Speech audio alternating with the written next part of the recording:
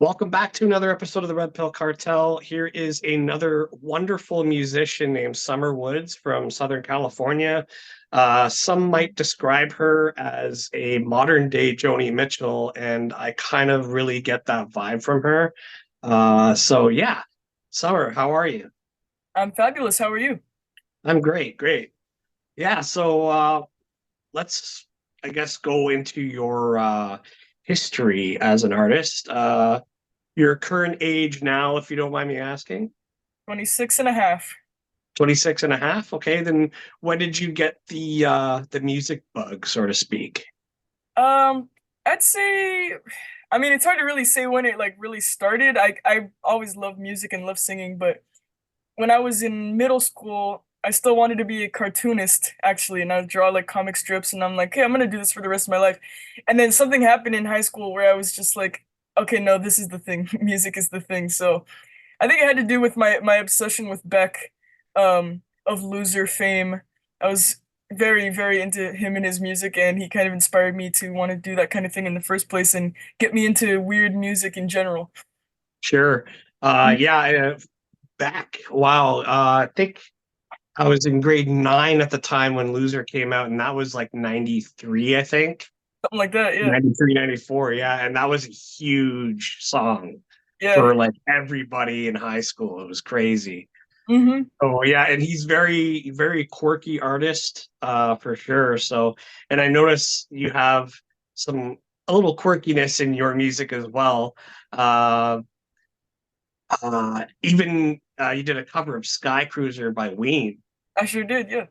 Yeah, Ween is another like whoo off kilter kind of band that I have always enjoyed. I never got too into them, but I think when the White Pepper came out, that one really got me. That might be my favorite. Up there with Yeah, Quebec and White Pepper are like yeah, top. White Pepper is amazing. Yeah, yeah. Yeah, they're very very unique. And it Yeah. took me a long time to discover that they were actually best friends and not brothers. Yeah. Yeah, because you think with calling themselves Dean Ween and Gene Ween, it's like, no, they're not even Yeah. close. And they're total stage names, but I didn't it was years later that I found that out. So funny. Yeah, yeah. They seem weird Um like brothers. you're But so you started singing about when and when did you start really practicing and getting good? I want to say around when I was a sophomore in high school, let's say. Yeah, so I Okay. was 15, yeah, something like that. Or 14, 15, around there. Would you were you singing at home a lot? Pretty much. And And doing like, yeah, open mics and stuff. did your parents encourage you to do that? Absolutely. Yeah, I am very thankful to say that they've always been really encouraging of me and sometimes even more encouraging of me when I'm not encouraging of me. Like I'm like, I don't know if I have the inspiration anymore. And they'd be like, no, you do, you can do it. And like it's just priceless, that kind of, love and support. I'm really thankful for that. That is really good too, because I'm a little bit of a musician myself. Like I sing and play guitar too. Oh, And being at home, my parents were like, yeah, cool, just because I would be in the basement and just rock out, right? yeah, yeah. But now that I'm in an apartment, I can't really do it so much. Yeah, it's kind of hard. Yeah, so like my creative outlet now is doing this show, right? So got to do something creatively. How fulfilling does it feel for you to be able to do what you're doing musically and getting it out there, that exposure?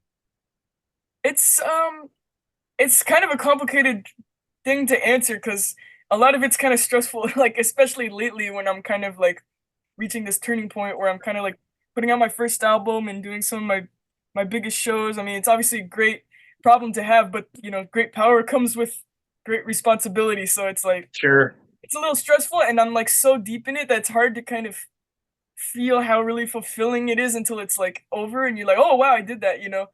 So right now I'm kind of like in the thick of it where I'm having a hard time seeing from like a bird's eye view. But in general, it's very like, I mean, it's my biggest passion in life. Music is pretty much taken over every other like priority in my life besides like family. Um, but yeah, uh, yeah, I'd say it's pretty damn fulfilling.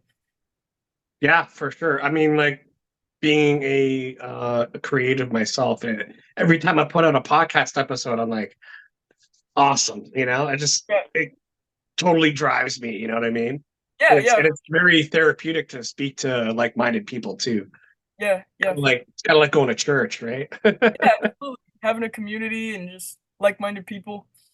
Yeah. What other influences do you have from like early on and now, like newer stuff?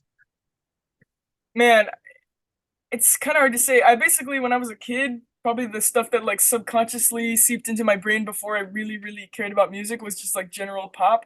So I'm sure I have that kind of like early 2000s pop to go by just like subconsciously. And then as I really got into music, I got into weirder and weirder stuff. So obviously there's Beck, there's Ween. Another one of my favorite bands is Primus. Oh, Uh, huge Primus fan. oh really? Awesome, Yeah. awesome. Yeah, but like it varies so much. Like I love Kendrick Lamar is another one of my favorites. Bjork is another one of my favorites. I love hip hop is actually my favorite genre. Like I love Biggie, I love Tupac, I love all that good stuff. And I wouldn't have thought that at all. yeah, it's kind of I don't really talk about it much because I can't like cover a Biggie song at a show, but I know like Right. Die by Heart is like one of my favorite albums. But and then basically one of my biggest like role models in life in general, speaking of weird music, is Weird Al Yankovic. So he I don't really do comedy music, in general, but he's I don't know, just kind of like a life role model for me in a way. I've met him multiple times and he's like such a joy to be around, and I kind of want to be that kind of person in my professional and personal life. Yeah, I was going to segue into that actually, because I noticed that you have Chihuahua Hat Yeah. is your EP, which is a take on Poodle Hat, Yes, yes. and the covers that you did were I was kind of shocked actually because they were totally different but kept the same essence of the songs. Yeah, yeah. I don't Like even know, yeah, where that came from. yeah, like how did you what made you think like and you picked like the most obscure Weird Al songs too, I found. It was like I never even really heard of them. I had to go back and look at them, right? Yeah, And yeah. I was like, holy shit, like the way that you did them was great because each song that you did was totally different and they sounded totally different than the originals. Yeah. But still, like I said, like still kept the essence, right? What made you what made you do it that way? It's really hard to say. Like, I feel like a lot of the best ideas just like are cast upon you, and you don't really know where they came from. I was driving in the car one day, listening to one of his old songs, called "Take Me Down," and something about it just like spoke to me. I'm like, this is a great song, and I feel I've never even been to San Luis Obispo, but I just feel this.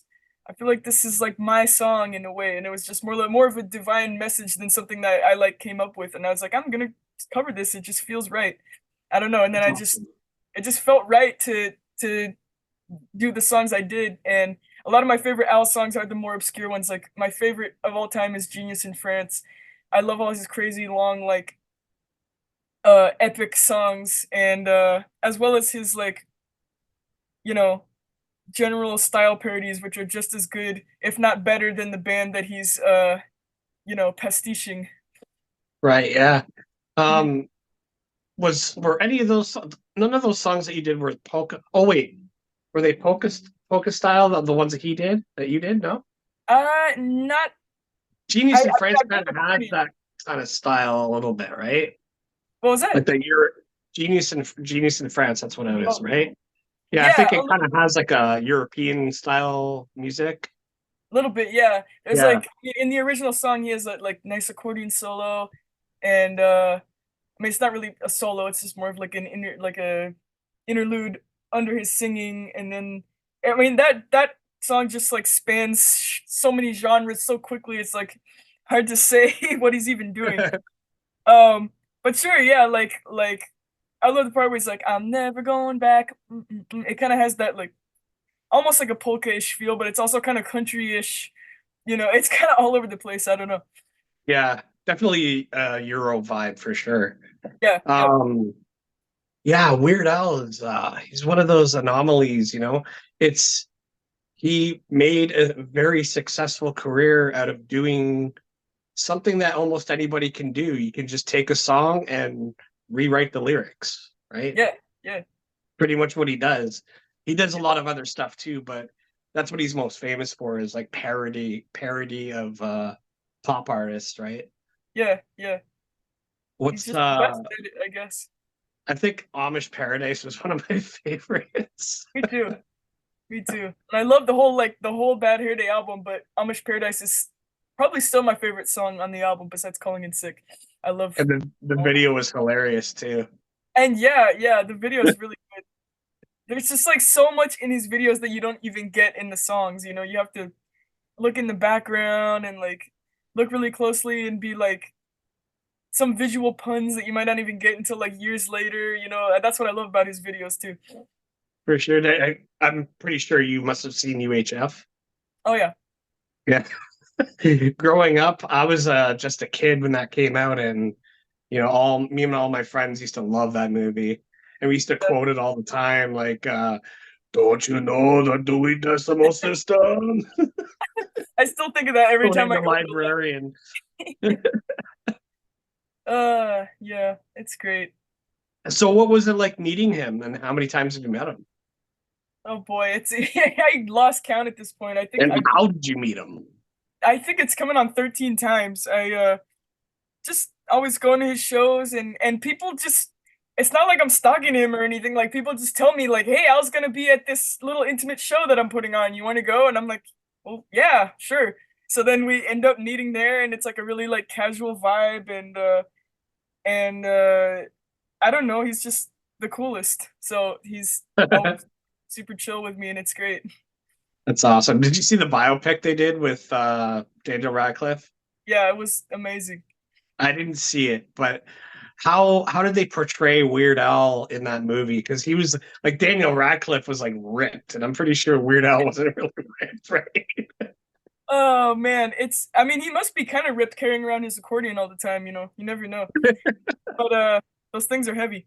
But it's kind of a thing you have to see to believe. Like it's kind of his songs are parodies of other songs, and it's a beautiful like poetic thing that his biopic is a parody of other biopics. So it's kind of like Bohemian Rhapsody if he did like a parody of it, you know what I mean, as himself. Right, right. So it it has that like really serious like Oscar bait tone, but everything he's saying is like it gets more and more off the rails. I don't even want to spoil it. It's Okay. something. Yeah, I just found it so hilarious. Like when I initially heard of the conception of the film that Daniel Radcliffe was going to play Weird yeah, Al, like Harry Potter playing Weird Al. Like, what the yeah. fuck? I had the same thought too when I was like, really? I mean, you're not gonna get a comedian or but then as you kind of see the movie and you see his intention with it, it was kind of like he knows Daniel can play it really seriously, because he's been in like dramas and scenes with where people die and stuff. So he has that like really serious acting chops, but he's also been in silly stuff like Swiss Army Man. That's kind of Oh like yeah, yeah, yeah. delusional and like off the rails, and so he thought that Daniel had kind of the perfect balance of those kinds of skills to portray him in this specific way, you know what I mean? Right. Did he actually choose Daniel for the role? Yeah, he did. Okay, cool, cool. That's awesome. And it was great, great choice. Did did he write any books at all? He has two children's books actually. Oh no way. They're kind of like in the vein of like Shel Silverstein poetry with like Okay. um very like I don't want to say goofy because it's kind of like a beautiful kind of goofy like this kid like fantasizing about what he wants to do with his career, and he has all these like crazy options like a tarantula shaver or like snail tamer and like all this stuff, and it all rhymes, and it's like one of those really like the language is just like it's very tasty and it's fun for Yeah, kids. Yeah. that's awesome. Kind of Mhm. like Dr. Seuss almost. Yeah, yeah, a lot like that too. Yeah. Quirky kind of stuff like that. Yeah. Hmm. Oh, that's wild. Yeah, I gotta look more into that stuff.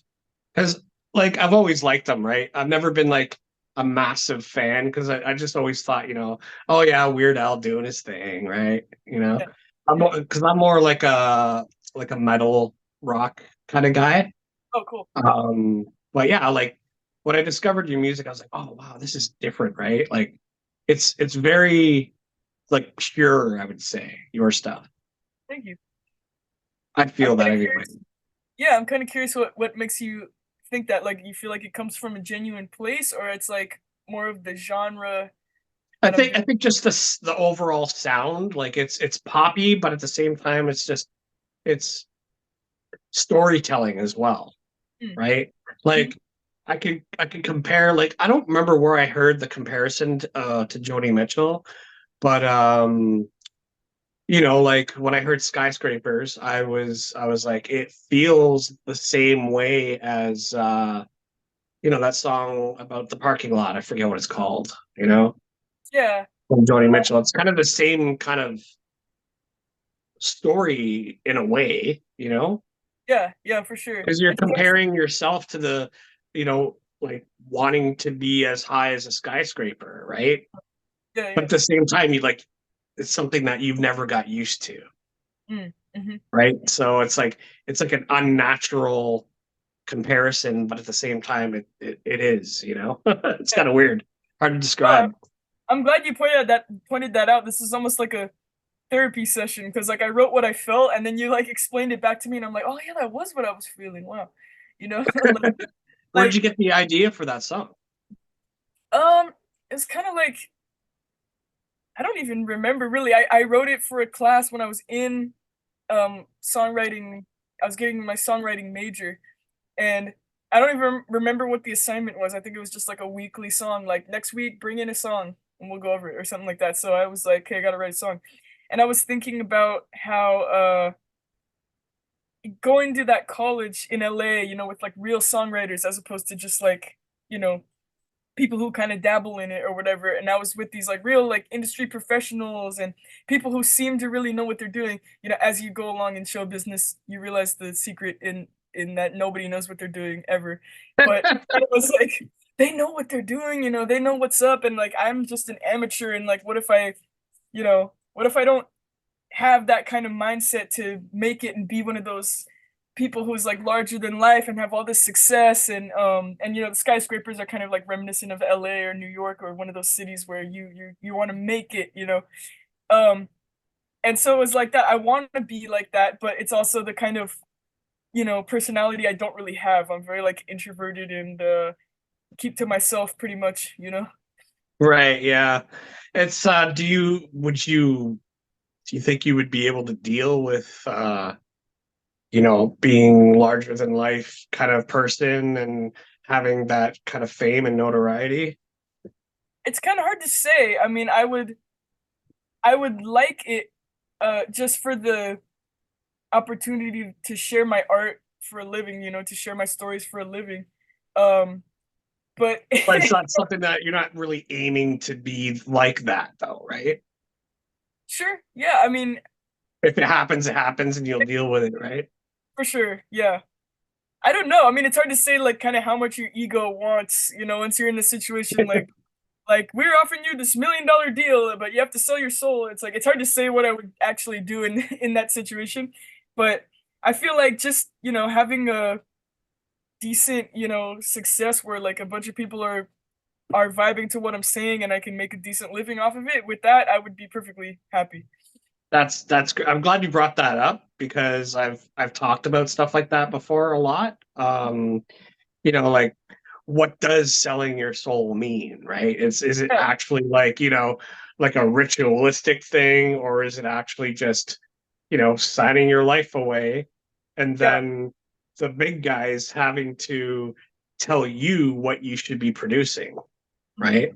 I Yeah. think selling your soul is basically just like giving away your artistic integrity, I think. Mhm. And I'm that's sure something you thought about that a lot. oh yeah, yeah.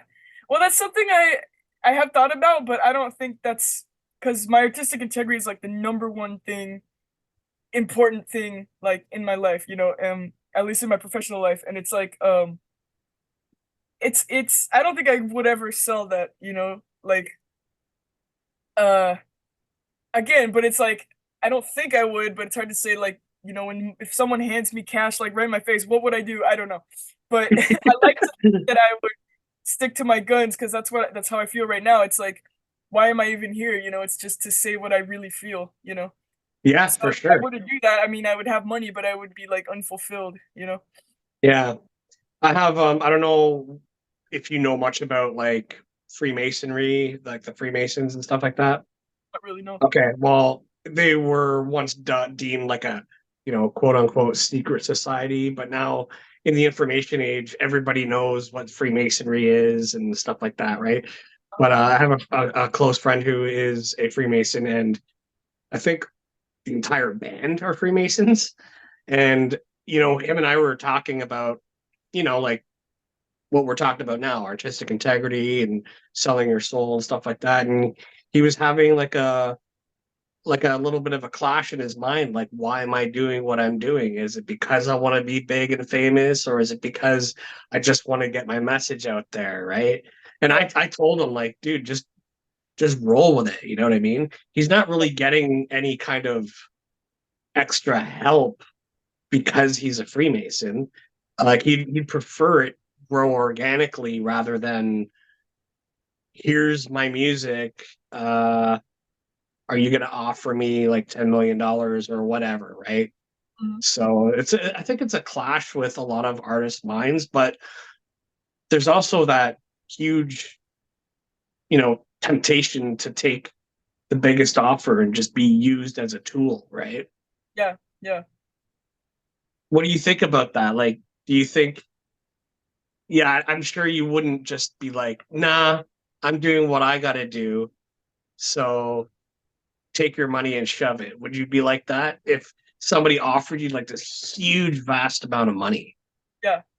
Well, like I said, it's hard to say, but I mean, if I were to make an educated guess on what I would say, it would be something like, you know, as long as I have free artistic reign, then yeah, I'm down.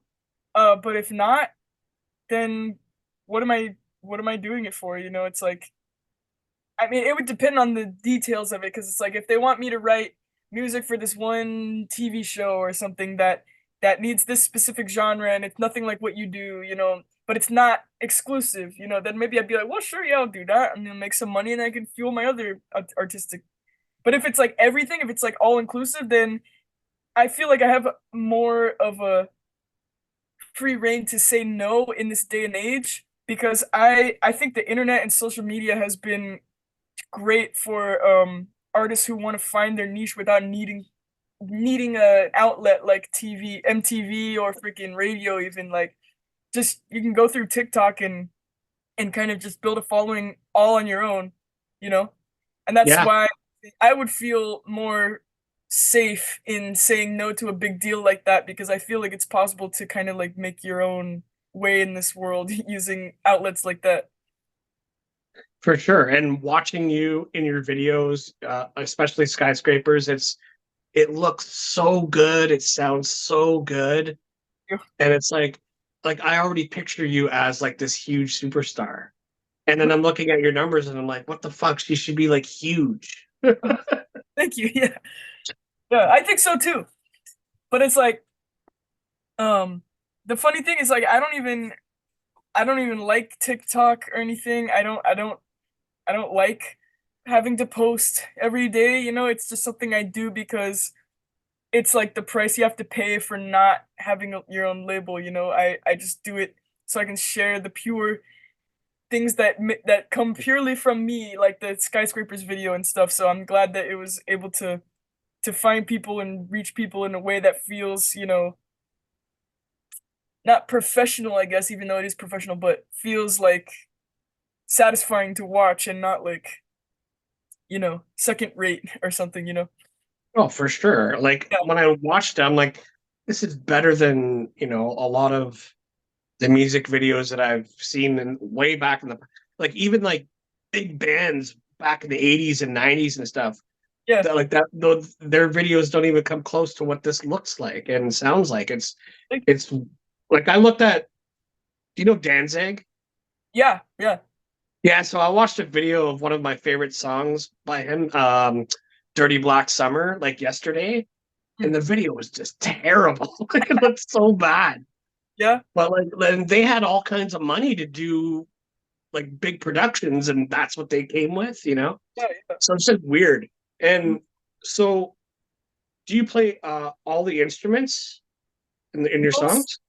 most of them, yes. I think for my upcoming album, I play all the instruments except for my drummer Dave. He plays drums, and Okay. and there's one song where we have saxophone, and that's about it.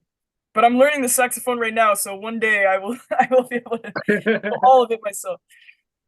But yeah, because I noticed like the production of your music is it's everything is balanced and it just that was it begged the question like is she playing everything? Because so good. Thanks.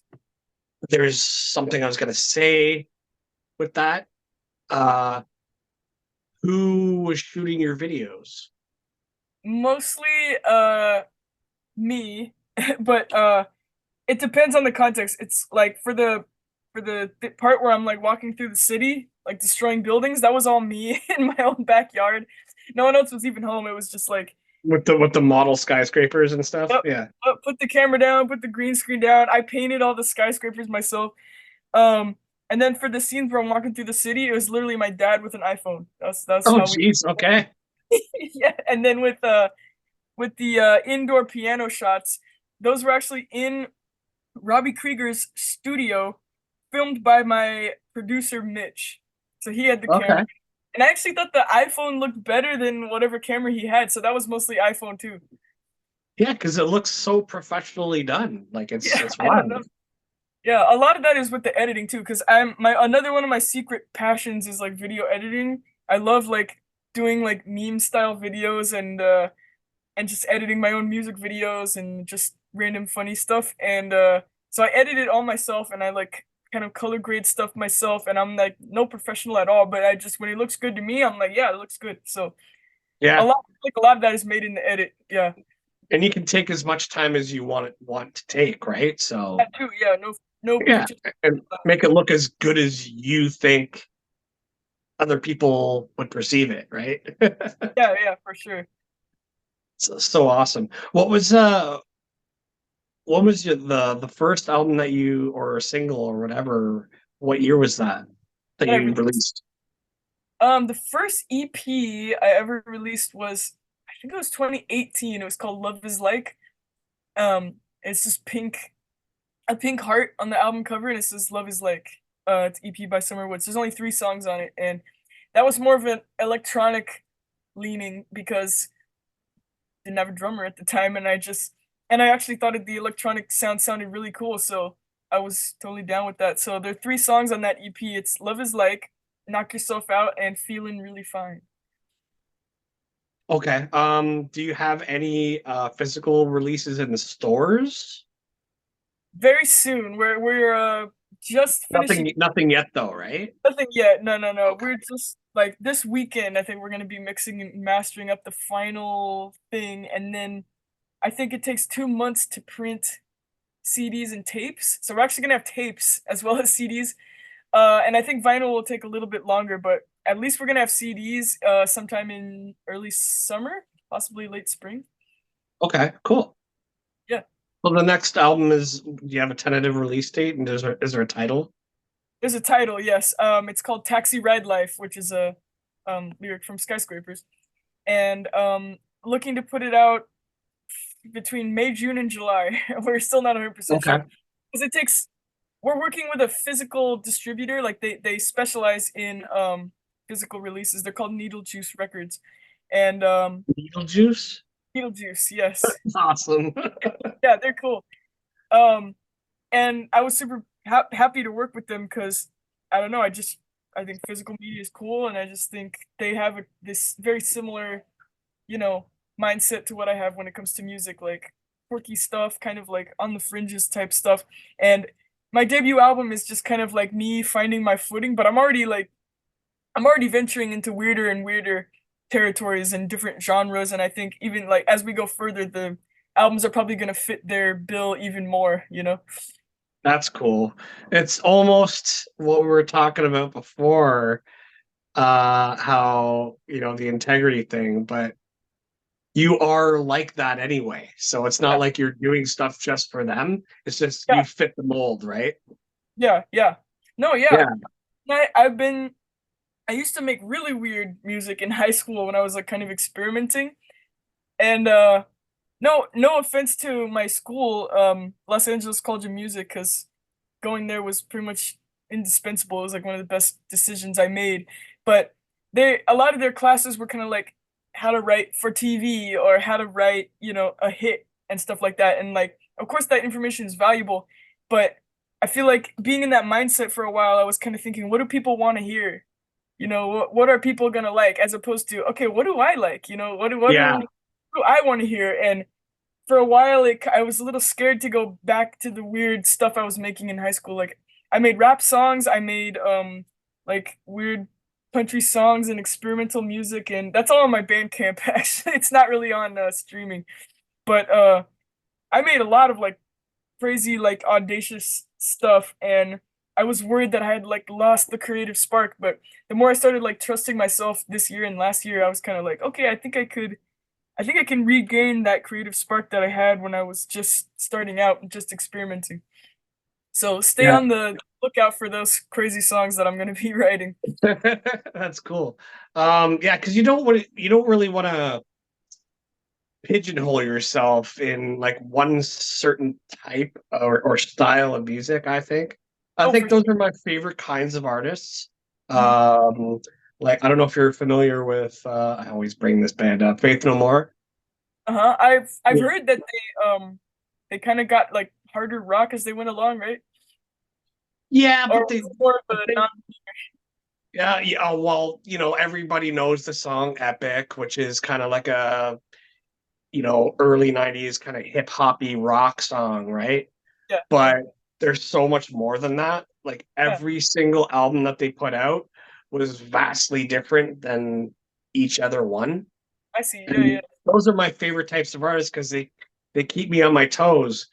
And like it makes me want to discover more of what they're doing Sure, as yeah. opposed to just like a band like, like say Iron Maiden or AC/DC, where it's like the same style every album. It's Yeah, like it's AC/DC. yeah, You for know, sure. do certain artists will uh you know do different things, but you still know that it's them when you hear it, right? Right, right. And those are the artists that I really enjoy. Uh the artists that aren't afraid of doing something different. Yeah, yeah. And what makes them happy having to perform it a million times in front of each crowd, right? Yeah, So that yeah. they're not bored of what they're doing.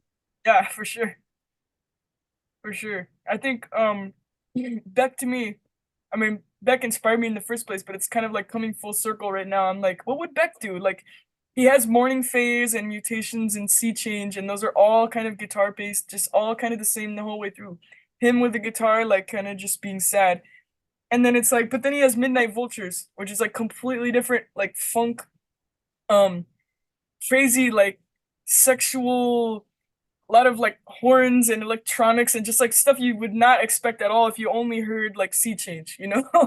And I'm Right, like, right. well, you can just do that. Like, why can't I do that? It's kind of what I feel in my soul, and it's like the only reason I've been holding back is because I'm worried, like, well, what if people don't recognize what I'm doing? It's like, well, fuck it. I only have a finite amount of time on this earth. I'm gonna make what I There you want go. to. Yeah, Yeah. You got to keep yourself happy if you're doing something what you're doing, right? absolutely. Yeah. Um, uh, I had something else in my mind and it fell out of my ear. Oh no. What about uh, No More or Beck or Sea uh, Change or Midnight Vultures or Horns? Oh my God. I can't remember now. I hate when this happens. I know. Total brain It's fart. send me a voice message about it like 3 days later, and then I'll send you one back, and then just edit it seamlessly into the yeah.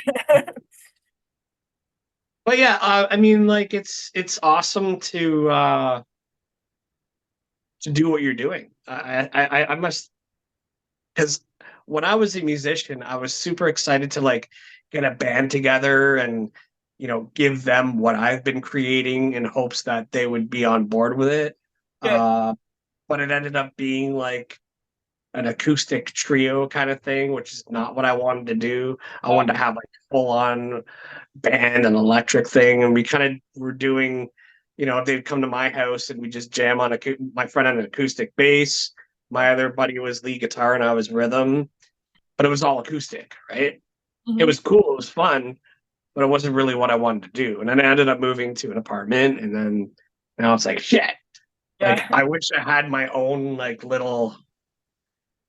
you know, little safe space, and I'm not disturbing anybody, right? Yeah. Yeah.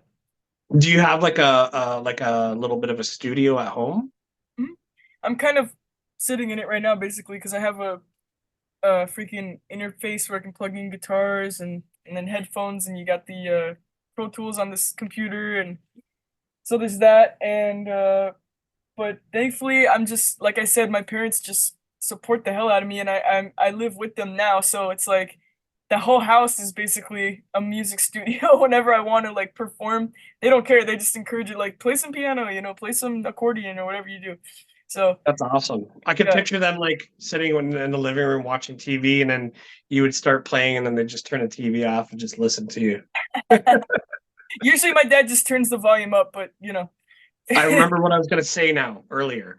Another band that was very eclectic is Radiohead. Oh yeah, yes. They're so good. So I was never a Radiohead fan when I was in high school, and I knew all these people that liked them. And then they came out with Kid A, Hmm. and I heard it, and I went out and actually bought the album, and I was like, this is so crazy, Yeah, so quirky, but I absolutely love it. yeah. And then Amnesiac came out right after, and then I was like, holy shit, this is like the sequel to Kid A, Hmm. and amazing as well. And then I started going to their back catalog, and I was like, holy shit, man, like they were so big and grand with the world. Yeah, And then they released Kid A, which was like such a bold move yeah, yeah, for to sure. go from like, poppy rock music to Yeah. experimental ancient computer sounds and Mhm. making Yeah, an album around that. And that's what made me a Radiohead fan. So it's crazy. It's like you never know what's going to hit somebody, right? What's going yeah, to connect with someone. yeah, So, being a non-fan of them because I was like, they're pretty good, but it's not my thing. yeah. And then I get Kid A and then Amnesiac, and I go back to the back catalog. I'm like, okay, I'm a fan now. Hmm. Yeah. It's crazy. They were probably in fear in the studio, like, well, what if we release this and like nobody likes it and then our career is over? There's always that fear. But it's like another one of my artistic heroes, again, like kind of like Weird Al, has nothing to do with what I actually do. He's a movie director, Charlie Kaufman. He um he said this one thing one time, he said like don't make movies for the audience or whatever. He's like don't make it for the audience. Make it for like that one person who hears it maybe a year from now, maybe like 10 years from now, and then maybe 500 years from now after you're dead, who just really loves it and really vibes with it. And I'm like that I'm crying right now because I love you, Charlie. Like That's he awesome. that's so much of a more, I mean, you're still kind of making it for an audience in that way, but it's in a more like pure and heartfelt way rather than just what will they pay me for? Yeah, for Yeah, sure. yeah. And like it just it feeds your soul to be able to Absolutely. do what you want to do and for other people to connect with it. Like I think that's some of the most fulfilling things that anybody could do creatively. And like you said about Charlie Kaufman, there's always that one person that says that one little thing that sticks with you forever. Yeah, And that absolutely. it's like a muse, like it'll inspire you to keep going and doing what you want to do.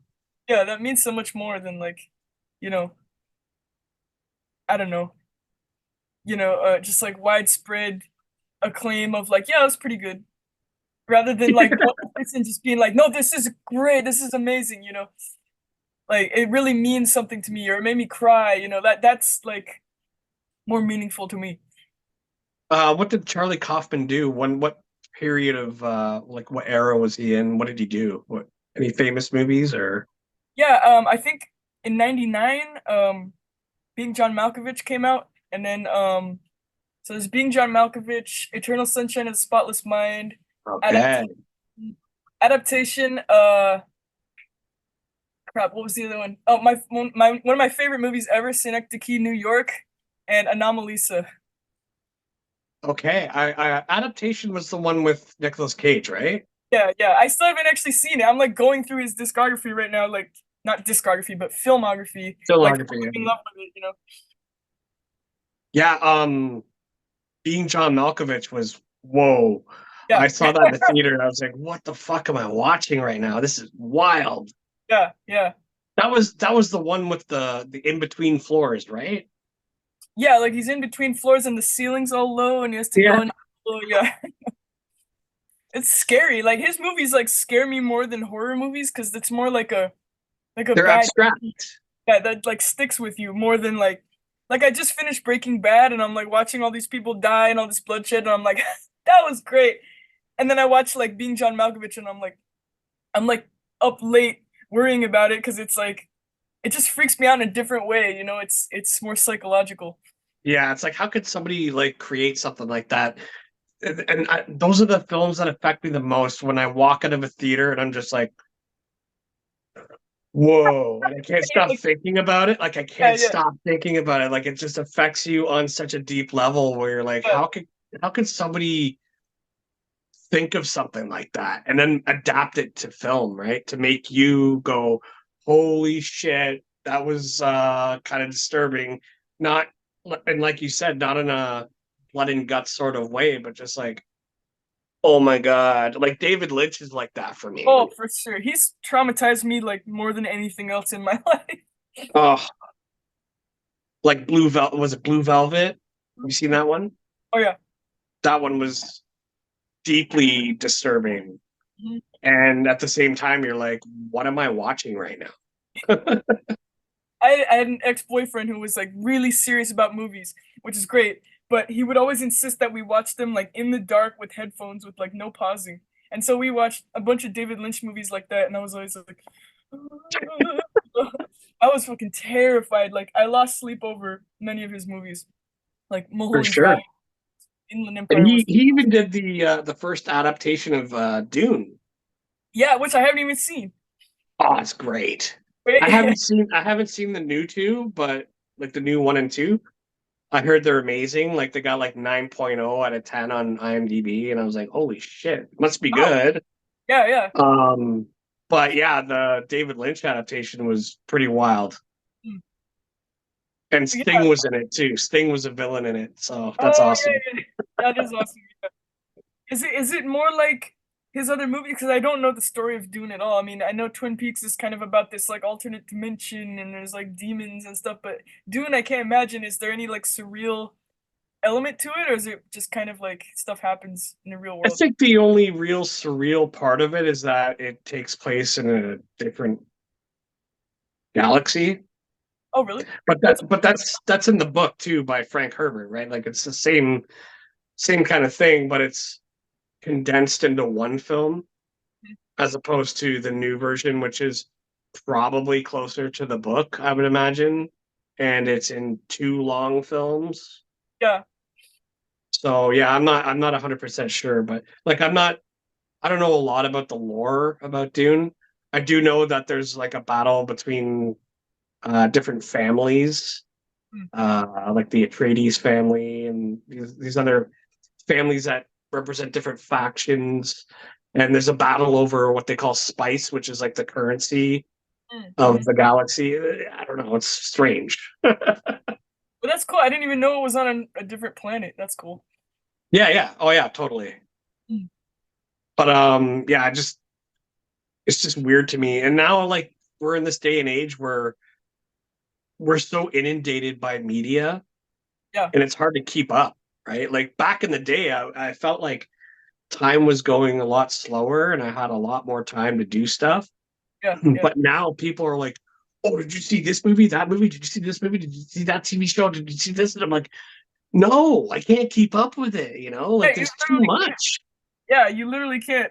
I feel like every hour that's on Netflix, it probably would take you like more than your whole life to see everything that's actually on there. Yeah, for sure. Yeah, That's why we have to be very selective now with what we see and hear because, like, I used to have all kinds of time to watch all these movies and stuff and listen to music, like just sit there and put an album on and do nothing except listen to it, yeah, yeah, you know? And now it's like background, yeah. you Exactly. know? So I And it feel. sucks because I wish I could just take it all in, but it's too difficult, you know? There's work, there's errands, there's creative time, there's Yeah. all this stuff. And I honestly don't even know how I did it back in the day when I was younger Mhm. because I had school and everything, but I didn't really focus on it too much.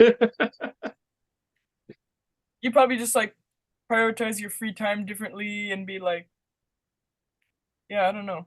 Or maybe there's like some kind of time space continuum thing where as time goes on, it actually gets shorter, you know? Do you That's feel like that? likely. I absolutely feel that. Yeah, it's kind of Yeah, scary. it It's like is. the Mandela effect or something where everyone tells you like, no, an hour is an hour, and I'm like, that was not an hour. That was like half an hour. You know, like time actually feels shorter. You know. Where where at my job where I work, I feel like when I'm at home doing what I want to do, Hmm. time goes by like that. But as soon as I Yeah. step foot on property at work, Mhm. time slows down and logic doesn't exist. Yeah. Yeah. Exactly. Yeah. And then you're like, It's like wait. I'm in somebody else's world right now, Mhm. and it doesn't suck because I enjoy it. But at the same time, it's like I'd rather be doing what I want to do. But Yeah. when it comes down to me doing what I want to do, time just goes by in the snap of a finger, and I got to go back to work. Yeah. Absolutely. It That's why. sucks. Yeah. Absolutely. I that's why I'm like that's why I'm a Buddhist because I'm very like trying to get in tune with the present moment and stuff. And when when things go like off the rails in my life or whatever, it's just sit there and breathe, you know. Yes. Yeah, Yeah. it's very actually very difficult thing because your mind thinks it has to like think of things to do to like, well, how can I save time? How can I do that? And then really the answer is just sit there, you know. Be present. Yeah. Yeah, be present. They call it the present because when you're in the moment, you realize that you have a gift. Yeah, It's exactly. present, right? Yeah, yeah, Whereas we always tend to worry about the future, which we have no idea what's going to happen. yeah, yeah, And we also tend to cling to the past, which makes us feel like, the shitty things that I've done in the past hmm, are affecting me now, but they're not really, you know? yeah, So to be present is the gift that we have. yeah, And I'm yeah. glad you brought this up because, I talk a lot. It's a philosophical podcast. Hmm. But having artists on, they tend to have the same kind of mindset that I do, right? So it's good to be able to connect like that. Do you actually go to like a Buddhist temple and stuff like that? I wish I could, but it's like there's really nothing around. Like the closest one is at like 38 minutes away, and I'm kind of like, well, I mean, I could just meditate at home, but like, you know, I have like books and stuff. It's just basically philosophy on like how to take things, how to like look at things in a Buddhist way, like, you know, just kind of noticing rather than reacting to stuff. And I Right. think that's been one of the most life-changing things, with no exaggeration, that is seriously one of the most life-changing things I've ever done was start thinking that way. That's awesome. What did you get into that? That was about 2 years ago. I was just going through like a really stressful time, and I was just like really confused as to why I was always stressed and like hung up on things, clinging to things. Like I have a pretty like obsessive personality, and I was just like, why am I like this? And just basically like going through YouTube and looking up like how to Going not be down stressed, you know? going down spiritual rabbit holes, right? Yeah, yeah. And just this guy kept coming up named Ming not even sure how to pronounce his name right. Mingyur Rinpoche. He's like a Bless Buddhist you. leader. Thank you. He's like a Buddhist leader, and he basically just has really good like philosophies for how to meditate right, and it's not like this really stuffy thing like you have to sit there and you have to sit there for 6 hours and like he talks almost like a kid, you know, and I felt like I immediately related to him, and he's like he explains things in like almost a goofy way, like a fun way, and I just was like, this is a great, you know, philosophy and way to see things, and it totally helped me out. It was like one of the most, you know, useful and insightful things I've ever like learned in my life, pretty much. That's great. What are some of the things like are there like certain, excuse me, principles that you go by in Buddhism, or is it just like you're kind of taking what you learn and just applying it for yourself and not really being so dogmatic about it? Yeah, I mean, I try not to like get too like rule followy, you know, where they're like they have a rule about like if you're a real Buddhist, Dogmatic. That's what that would mean. Yeah. rule followy. Yeah, dogmatic. Yeah. Uh, but like they have a rule or something where if you're officially in the if you're officially a Buddhist, you like can't drink alcohol ever again or something like that. And it's like I like to enjoy a glass of wine every so often. It's like I'm not gonna give that up for basically no reason, you know.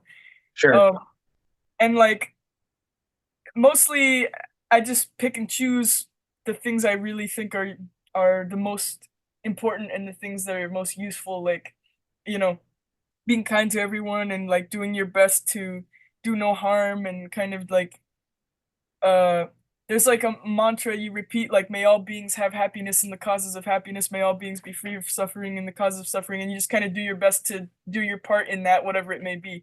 And for me it's kind of just like being as kind as possible and giving people the art that, you know, makes them feel alive. Beautiful. I mean, I think every religion has pretty much the same message, you know. Yeah, yeah, it's But kind of weird like that. where we go wrong is when we get dogmatic. And when Mhm. you get dogmatic is when you start being in a mindset of being judgmental of others, right? Yeah, So that's where it gets dangerous. yes, yes. I find like even Christianity, Jesus sums up everything with the golden rule, and that's just treat others how you want to be treated. Yeah, And yeah, that sums up all the Ten Commandments in one simple message, right? yeah, exactly. And I Yeah, think a lot of people just they get carried away in like too deep and deeply involved with religion itself. So yeah, it makes people, you get those, quote unquote hypocrites yeah, where, do as I say, not as I do, right? yeah, yeah, And they get judgmental of other people, and then I think that's where it fucks everything up. exactly. Yeah, yeah. So that's why I like, I don't know, I just immediately gravitated towards the idea of just may all beings have happiness in the concept of happiness. Like even if you're a sinner or whatever, it's like may you be redeemed or may you like I don't know if there's any real one like definition of sin or anything. It's just kind of like if you did something that's like obviously bad, obviously that's bad, but like I still think that there are ways for you to like redeem yourself and just like be a better person from then on, you know. Sure, yeah. Yeah, And we don't have to wait for a savior to save us. We already have the power within to save ourselves, for sure. And it's right? like Like, I'm also kind of agnostic too, so it's like I take everything kind of with a grain of salt. So it's more of like a philosophical thing. It's like I don't really know what's actually going on, but this seems to make sense. Yeah, yeah, I think the most important rule of thumb is to just question everything, right? absolutely. Yeah, yeah, including the religion that you follow. But if you're deeply involved in it, you're not particularly allowed to question it, right? So Yeah, it's a double-edged sword. yeah, yeah. I So it's a have bit of a balance. very personal stories that I've shared on my show, where I went through that, where I was dogmatic at one point, Mhm. and I had a dream, a very vivid dream, where it allowed me to wake up from that dream and snap out of that mindset, right? Mm, So yeah, it is what it is. I mean, there's so many people out there that are, you know, this book is the truth, and yeah, there's nothing you can tell me that will make me deviate from that path, which I guess as long as you're a good person, that's a good thing. yeah. But I'm not going to sit here and say this is the only way, Right, right. because I think if you say that, that could potentially start wars. Yeah, exactly. Yeah. And it's just like it's so ironic because everything they're always preaching like love your brother and treat your enemy as you would your brother or whatever, like and then they just don't follow that advice. Yeah. Yeah. So yeah, I think whatever works for people is great, you know. But then you can always spot the people that we're talking about too, right? Oh yeah. Yeah, yeah. Which is hilarious. I mean, religion is one path and spirituality is a different path. Yeah, I absolutely. think that spirituality is the correct way because it allows you to grow and be more of a free and critical thinker. Yeah. Whereas religion is like the opposite of it. It's actually just used to control people and divide people. Mm. What are your thoughts on that? It's I'm almost not sure what to think because I'm not really in that realm anymore, and I kind of distance myself from it on purpose because it's just not something I want to be a part of. But like Right. I the crazy thing is I grew up as a Jehovah's Witness and I was going to ask you if you had any religious background. Okay, there you go. yeah, and I mean I wasn't in it for any like meaningful part of my life. I think we got out of the religion when I was like 6 or 7. But When you say we, was that like you and your parents, or yeah, yeah, my parents were just like they were tired of like the guilt tripping and they were okay, you know like you said, the dogma of it all. And yeah, yeah, and so I just feel like the reverberations kind of just keep coming back, and I'm like, it just leaves a sour taste in my mouth. sure, yeah. Yeah, I think there's been numerous stories that I've heard about people who are traumatized by religion itself, and then they get out of it, and then they become total atheistic. yeah, yeah, But I think that's sad in a way too, because atheism is they make more of a big deal about God than religious people do, I think. yeah. It's like Sometimes, another religion in itself, right? yeah, it's kind of crazy. It's like the reason I'm more agnostic than anything is because I'm like, well, how do you know? How do you know that? Yeah, How do you know anything? yeah, for sure. I think agnosticism is a neutral standpoint. Yeah, And I think that's great because on my podcast, I get into all kinds of ideologies, such as like the earth being flat or not, right? And yeah, people ask me all the time, "Oh, you have a conspiracy podcast. Do you think the earth is flat?" I said, "I don't know if it is, and I don't know if it isn't. mhm, It could be, it might not be. I don't know. yeah, I've never been up there to look down on it, so yeah, how would I know, right? And I'm not going to trust the media to tell me what it is or isn't either." yeah, yeah. I mean, Lord knows, the media is not always trustworthy. Let's just say that. Yeah, It's bought and paid for and gives you the narratives that the people that are running this show want you to believe, right? So but once you're disillusioned from that aspect, you can start being more free in your mind to be able to, question everything, right? mhm. I Yeah, think you absolutely. got that mindset too. Yeah. Yeah, hopefully. It's like I'm always afraid of like my own blind spots. Like what if I'm thinking something and not really critically thinking about it? So I'm always kind of like making sure I'm trying to think critically about everything, you know. Sure, yeah. Yeah, Because if you're not, then it's just like you're blind and you're just following somebody else's path, right? yeah, yeah, for sure. What what does the okay, so you do you have all the songs written for your album, your Yes, new yes. album? Okay. We're on the Uh it's just we got how many tracks? 12. 12. Oh, so it's a full LP. Yes, yeah, this is my debut. Awesome. Awesome. Okay. Definitely gonna I'm looking forward to that. Thank you. After that, are Yeah. you looking even further into the future about writing even more, or are you just gonna ride this wave for a little bit and see what happens? Is there any touring happening? Yeah, yeah. Well, I mean, for the next album, I'm like tripping over myself with how many songs I'm writing now. I'm just like writing all kinds of stuff that I want to release on the second album. So I kind of got that going. And then once Taxi Ride Life comes out, we're just gonna try to book as many like shows all over the place as we can.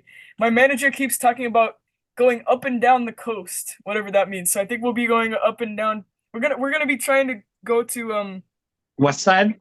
yeah, yeah, to do shows Yeah. like in record stores, which is really convenient because if people hear the music, then they'll be like, "Yo, I want that album," and it's right there, in the Yeah, store. yeah, yeah. So that's kind of our plan is just to do like a record store tour, and then obviously to just do whatever big shows that I can get my hands on. That's awesome. Do you have any merch available when you tour? I'm sure I'm gonna make some. I mean, I have some like generic Summer Woods merch. It just has like a picture of me playing a bass on it. But probably should get going on like designing. I mean, it's still gonna be like months and months, so I have time. But I probably should design some like specific taxi ride life merch because it's all gonna be like kind of yellow, black and white checkerboard kind of aesthetic, and it'd be kind of cool to design stuff based on that. Cool. Like t-shirts and stuff, right? Yeah. T-shirts, hats, Hmm. toques, whatever, right? Yeah. Yeah. Yeah, for sure. And keep it reasonably priced. Absolutely. Because like there's so many like I have friends that are like, "Oh, do you want to go to this concert?" I'm like, "Yeah," but I get reluctant because if it's like, like Depeche Mode or Hmm. some huge legendary band, I Yeah. don't want to be paying $1,000 to be sitting way in the back, right? Yeah. I'd Yeah. rather go see a local artist Yeah, yeah, and or then be in the front row. yeah, and just like be able to fucking, see them right there, Hmm. for $20, Yeah, yeah, yeah. instead of like 1,000. Okay, I could just listen to them on the CD or watch them on YouTube, and they probably sound better than they do live now because they're like 80 years old now. Yeah. Oh man. I What is, recently, huh? sorry, what were we gonna say? I was just gonna say I recently saw Tool, and I Oh, mean, Tool is amazing, you know. yeah, for sure. And uh, we were kind of close to the stage, like we were like the stage was kind of down there, but we were up in the balcony, like looking above the stage, like sideways, and it was pretty good seat, you know. But like you said, the with reasonable pricing, they're I think I saw a hoodie for like $80. I was Yeah, like, why? Why? it's so discouraging. It's like I would love that, Yeah, but I'm just not gonna fork out that much money when I already paid a grand. See ya. yeah, yeah, yeah. Um, funny Tool story. I saw them twice, but the first time I saw them, I was with a coworker at the time, Hmm. and this was years back. It's when 10,000 Days first came out, Oh, cool. and somebody passed a joint that came from somewhere, and stupid me, I was like, all right, take a couple hits off of that, pass it on, and like a minute later, I'm just like, that was not just marijuana because my heart was like, Oh no, that's somebody awesome. must have put like coke in it or something because I was like, totally wrecked, but it made for a damn better show. Oh, yeah. I bet you were like flying as you're watching it. Oh yeah, great. And their light show is fucking awesome. Oh yeah, yeah, yeah. And that's another band that, they a lot of conspiracy theorists love because they talk a lot about like fringe stuff and esoteric Yeah, yeah. knowledge, things like that, right? So yeah, Tool is just they're like next level shit, you know? Absolutely, yeah. Especially like Rosetta Stoned, um, Oh. and like shit, I don't know, I don't even know how to pronounce it, but the last song on Lateralis when he's like some guy just screaming about aliens, it's like Right. Oh, it's scary. that was a phone call from in on a radio show called Coast to Coast, and it was based in LA. Oh my god. Yeah. And a guy called in talking about how he saw what they're doing at Area 51 or Hangar 18 or whatever. Yeah. That was And real. I didn't even know. yeah, it was a real But he phone was call. Yeah, acting.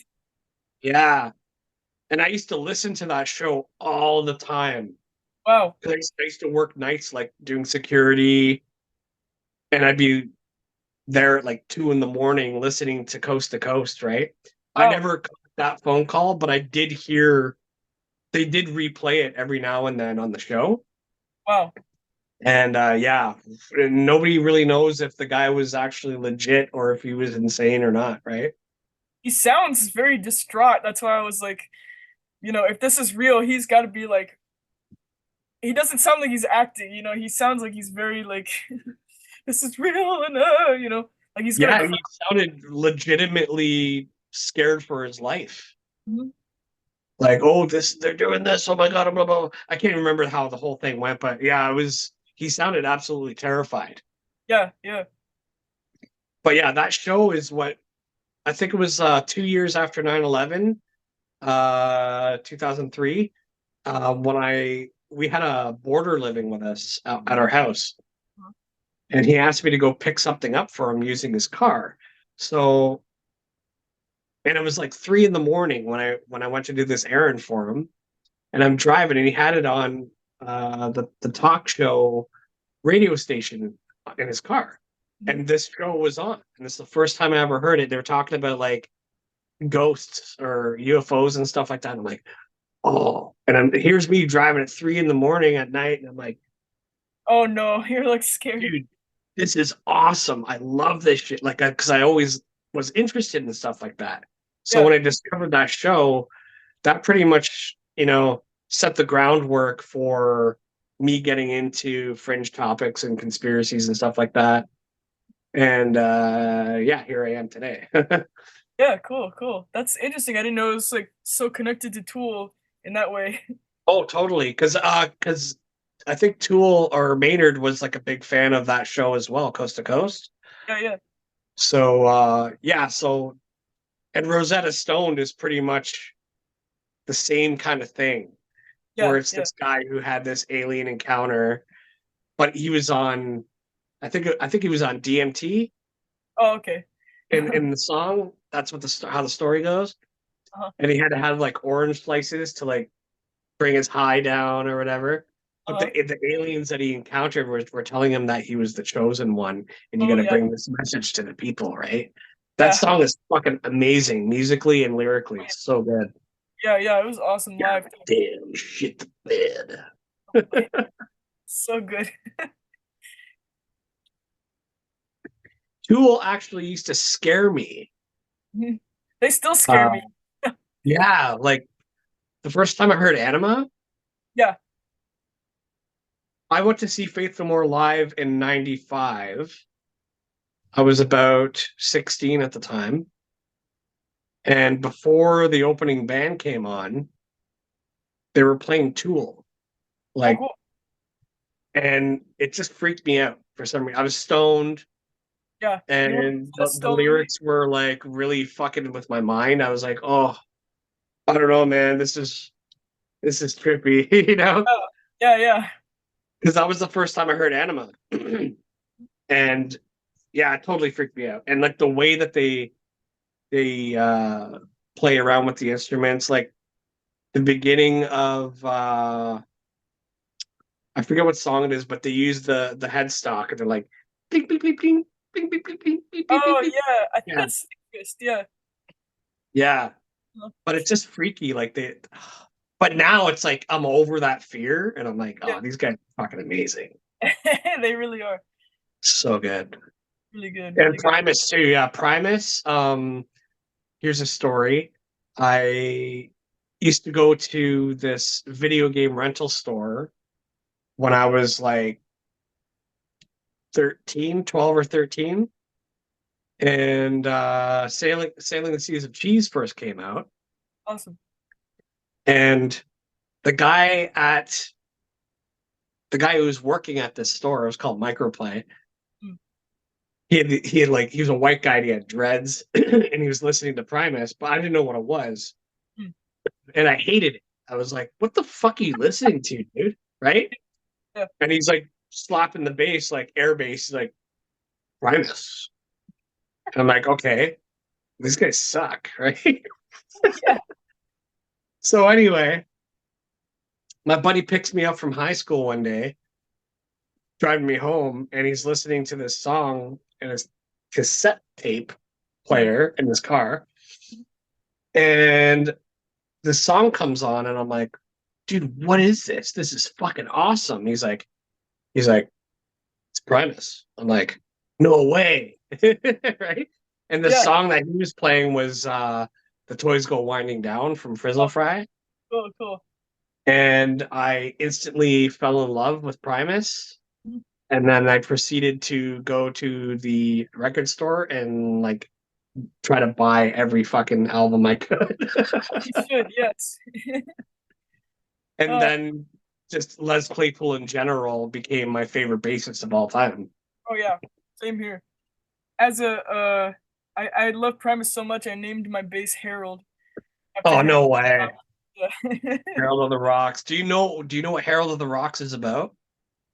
I just thought it was about some goofy guy, but is it about someone specific? It was a guy who sold crack. Hmm. Of the The Rock. Rocks. The That makes Rocks, right? that Yeah. makes more sense. Yeah. I thought he was just from the mountains or something. Yeah, Primus is so good. I can't tell you how many times I've watched Cheesy Home Video. Have you ever seen that? No, I don't even know what that is. Oh, it was one of their videos that they put out. It was on VHS. I had all kinds of like their music videos, like their earlier music videos and like studio stuff and them partying, them fishing.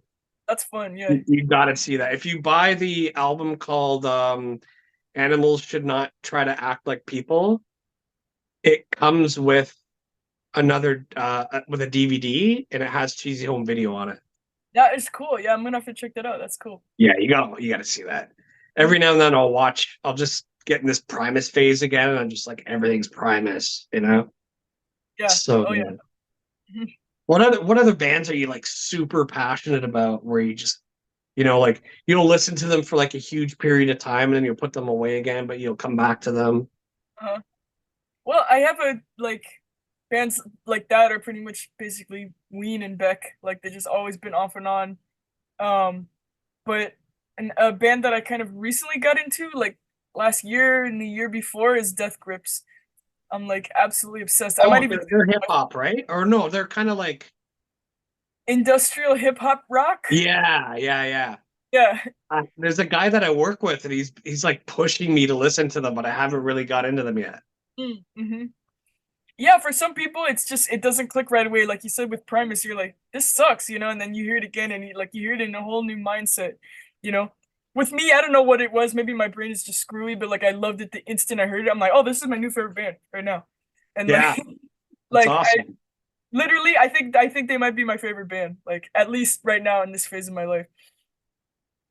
My buddy got me to play a couple tracks while we were working together, and I was like, yeah, this is different, you know? Yeah, But yeah, it's certainly. yeah, Mhm. any favorite albums you have by them? I guess I'd have to say Bottomless Pit, but it's somewhere between Bottomless Pit and Powers That Be. Okay. Yeah, but Bottomless Pit is definitely more like accessible. Uh, and then powers that be is like kind of, it's more like esoteric and cathartic. Like there's a lot of screaming and just kind of surreal noises. But to me, the screaming and surreal noises are like exactly what I need after a hard day's work. I'm just like driving home. I'm like, "Ah," listen. Yeah, for sure. Yeah. It's great. Yeah. Do you ever get people? Do you listen to like a lot of metal or no? Not like a huge amount. Basically, all I really know is Tool and like stuff on the fringes of metal, kind of like, I guess Rage Against the Machine is pretty much metal, but it's more like funk metal, right? Yeah, yeah, yeah. Yeah. So, do you ever get? Do you ever have anybody like when you're listening to music around people? Do you ever get people saying to you, "How can you listen to shit like this?" Um, I can't remember the last time that happened because usually I just don't even bother. I just play something that I know they'll like, and don't even bother trying to like, get people into stuff that I know they're not gonna really be into. Oh, I Um, do all the time. you do it. I Yeah. admire that. I probably should do that more, but then I might lose my friends.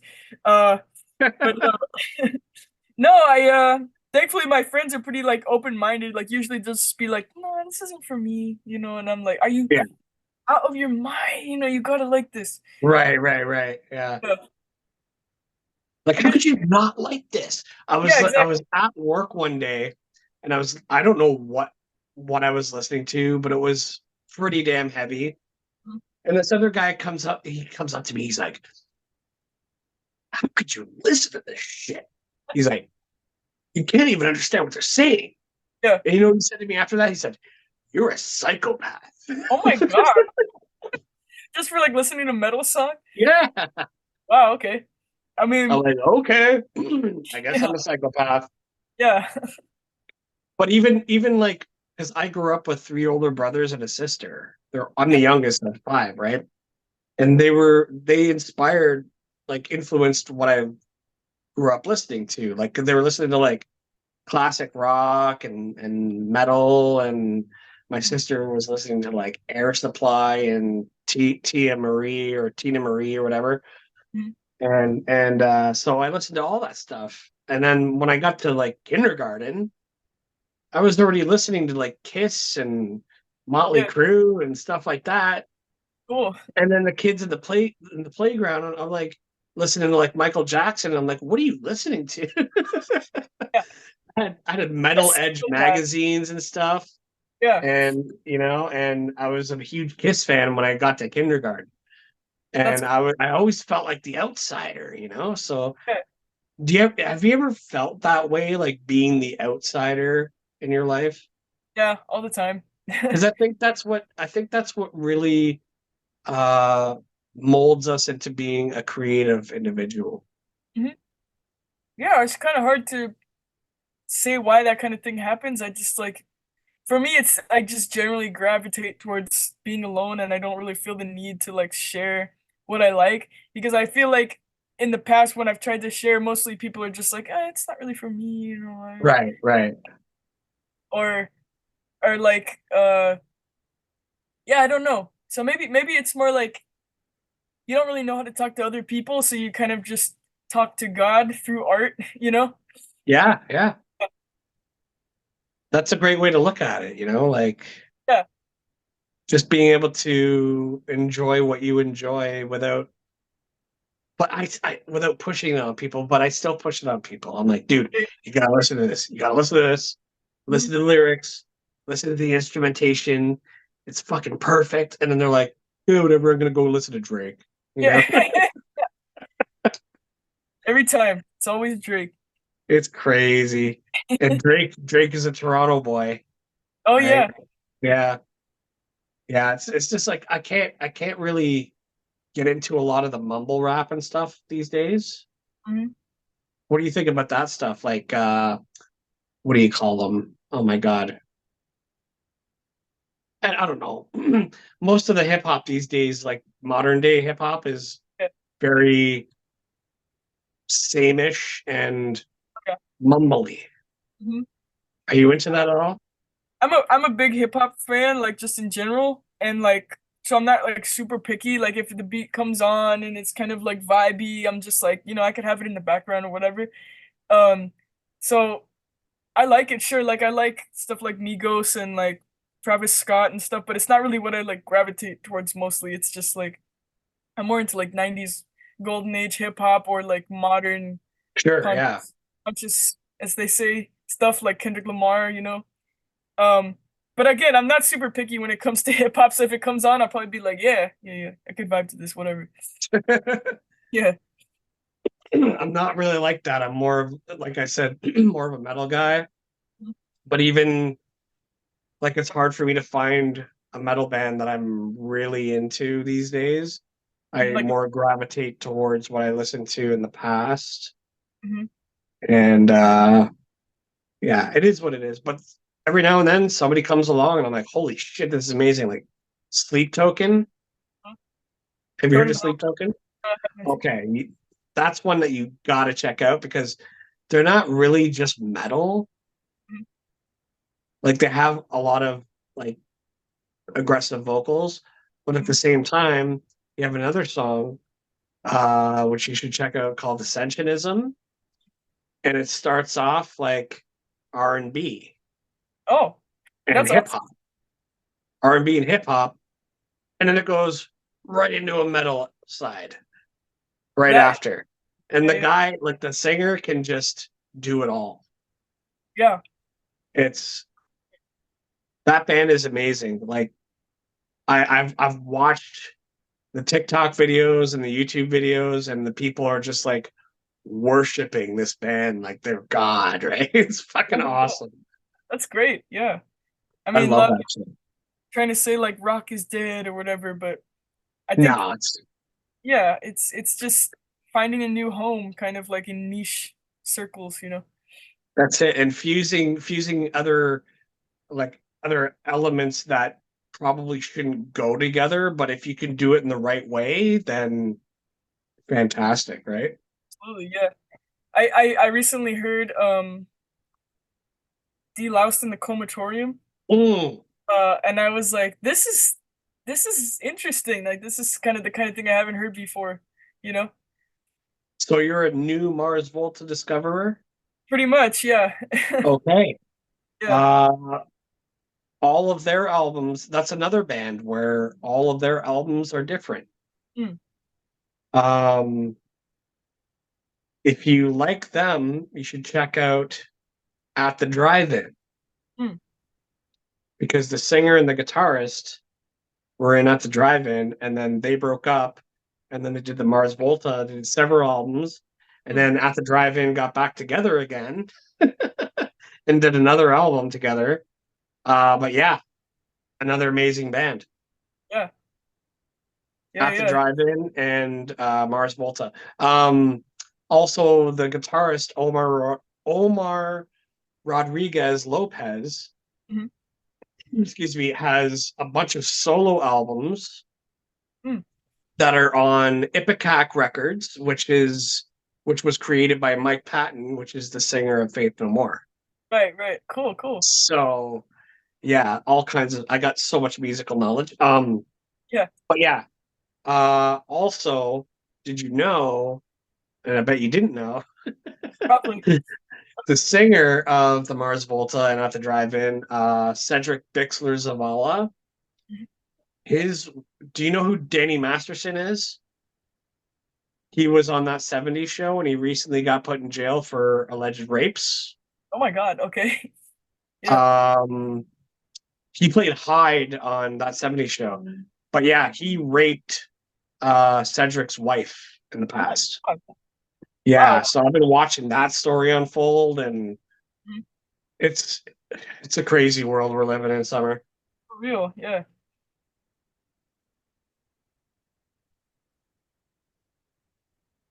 Thank you so much for coming on, and thank you so much for your time. Oh, my pleasure. Where can my audience find you? Do you have one localized area where they can just go to and find everything that you do? Yeah, I guess the best way is just find me on my website, which is summerwoodsmusic.com. So summer like the season, woods like tiger music like music. And then on my Instagram, I have a link tree with all my stuff on it. I probably should update it. It's been a while since I've updated both my website and my link tree, but Get on it. eventually, yeah. I mean, you can find me pretty much anywhere if you just search my name, Summer Woods. You'll see my beautiful face, and my music will come up magically. It is a beautiful face that makes beautiful music. Thank you.